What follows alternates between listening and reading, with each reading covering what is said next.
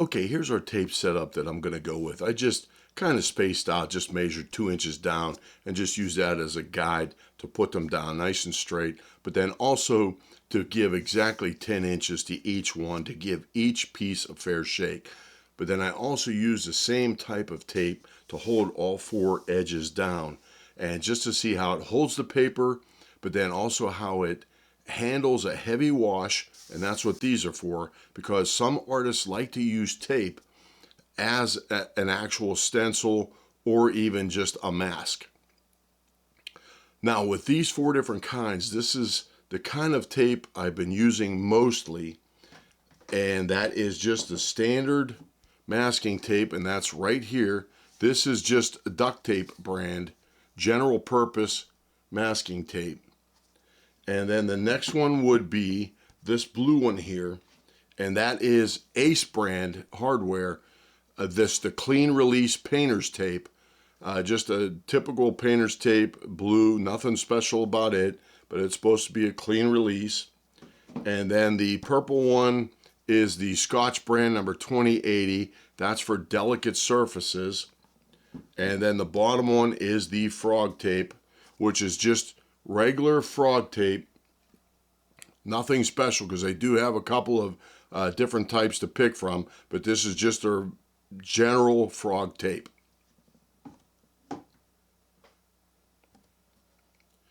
Now what I did was I put these 4 pieces down exactly 10 inches just to give them, again, a fair shake as to the same length, so they're all exposed to the same amount of water, because these up here, these longer pieces may have a more difficult time than the short pieces on the side.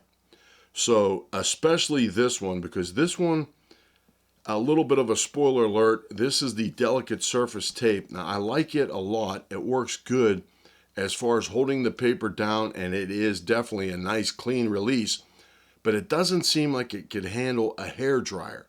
If I go to blow dry the water off and dry it out, it starts to curl up and it completely releases just from the hair dryer. So I want to see if it's going to do that with this particular piece right here, and then obviously this piece down here. Then I also want to see how well the other pieces actually hold out to water, a big flood of water, and then also the hair dryer.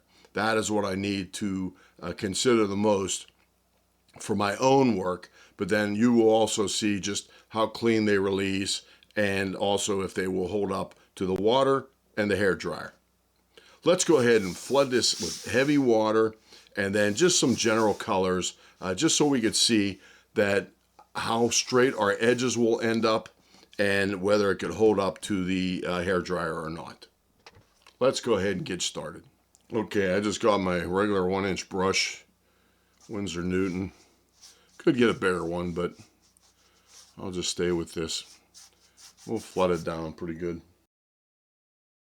And then I want to hit it with the hair dryer, and that is what I've been having the most problems with. Some of these tapes, the masking tape holds water and it will get wet the whole way across, but these 3 painter tapes kind of beat up water pretty nice, if that's what you look for also.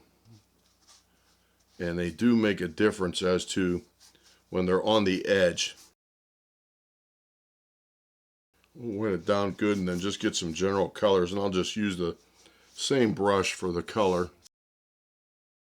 And I'm looking at the paper sideways just to make sure I could see a reflection of light off the whole paper surface, and I do. And again, the white board here that's around the edge is the PVC sealing towel, and I could put that link up now. Okay, let's get some colors. We'll go with the generics. Here's the raw umber. And just like digital, the masking tape's pretty thick, so I think I will have color puddling it on the top, which is also a consideration. These 3 tapes here are pretty thin, and they do make a difference as far as holding color at the edge of the tape if you're working on a slight angle. I'm going to go with a little bit of burnt sienna here. I'm just going to leave it run and let whatever happens happens so I could get the full extent of these tapes. Then I'm going to put some real strong staining colors on also. Now they're puddling on the other tapes too, looks like. Wishful thinking if it didn't.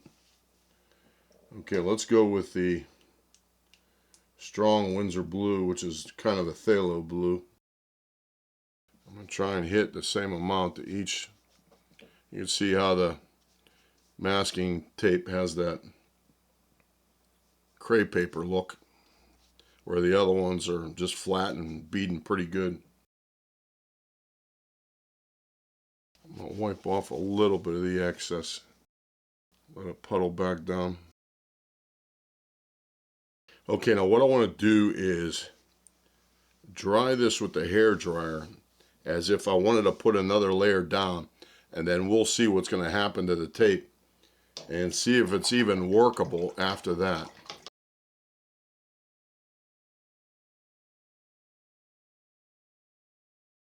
Okay, let's go darker and see how clean the edges stay after maybe 2 more coats. And we'll stay with the same colors. This is Arches 140 cold press for the record. I'm going to try and leave some of the first layer behind just so if it does peel or if anything happens, if it leaks, I want to see where it leaks. If it was maybe the first coat, second coat, I'll try. And I'm going to try and give the tape a work on as much as I can. It seems like the delicate release is pulling away a little bit. Might get a somewhat of a ghost image. I don't know if it's going to matter too much around the edges, only because that would be covered up by your mat board in most cases anyway.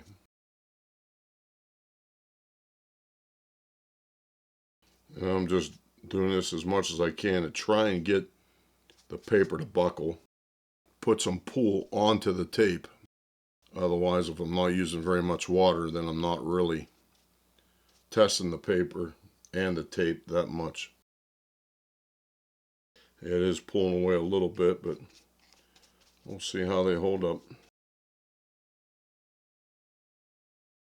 Okay, we'll dry that. I'm leaving the video speed slow enough here that you can see what's happening as I dry it for the second time. This is where I start to run into problems with 3 of the tapes. The general masking tape releases completely. The blue tape releases on the outside where it's attached to the PVC, and the purple tape releases on the inside where it's attached to the paper. Okay, my paper is dry, and as you can see, the regular masking tape is pulling up, the painter's tape, blue painter's tape is pulling up, and the purple delicate release tape is pulling up. Now, oddly enough, my frog tape, which is what I wanted to try the most recent, the masking tape completely came up from the dryer, but it did leave a nice straight line. Now, for some reason, this tape did not pull up. It's coming off clean. That's a pretty good straight edge there. But on the edge, it came up off the board. This released right in here. This is up off the board. And it's not touching the board at all, the white board. And then this is off the paper, but it's on the board. And then oddly enough, the frog tape is on the paper and on the board. Even with all of the hair dryer I used to make sure the paper was dry. Here's the delicate release. It came off nice. And here's the frog tape that's supposed to make a chemical seal, so to speak, react with water. And we'll pull it off, and it's coming off real nice too.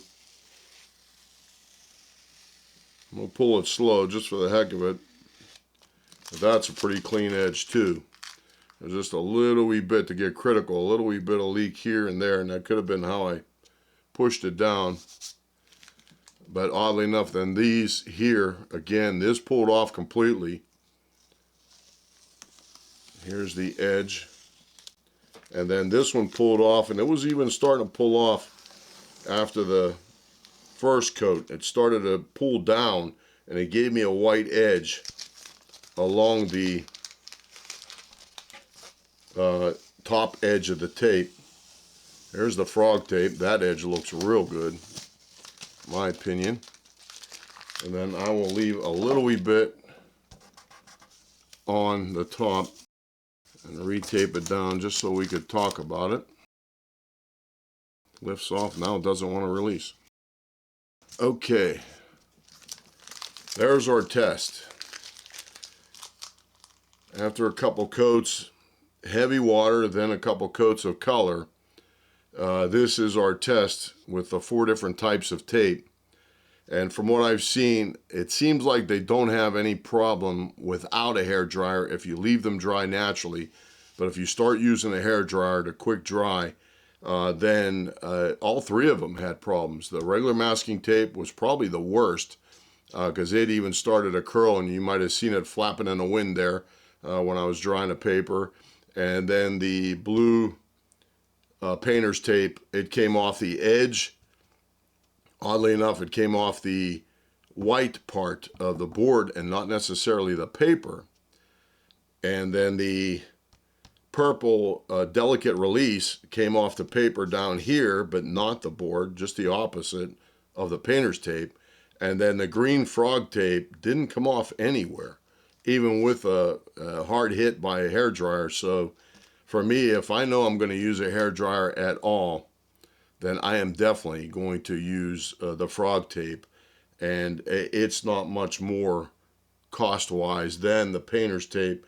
And it's about the same cost as the delicate release tape. So after seeing what I've seen here, if I'm going to do an illustration where I'm not going to be using much water at all, and it'll be just a real small area controlled washes here and there, then the purple tape would be fine, or any tape for that matter. But then if I'm going to do heavy water washes on a regular loose kind of painting, then I'm definitely going to stick with the frog tape for me. But this is your test. You decide on what you want to use. Some folks even just stretch their paper. Others don't tape it down at all, do something in between. For me, I just still want to tape down the paper. Otherwise, there's even options of moving to different types of illustration and watercolor boards that you don't have to tape that down at all. That one I will put up now, and that is the cold pressed illustration board from Crescent, number 114. Even though it's called cold pressed, it definitely has a surface very close to hot press, which is pretty good for illustrations. And that's it. That'll wrap up this test. And again, until I see you out in the field or back at the studio, thanks for watching.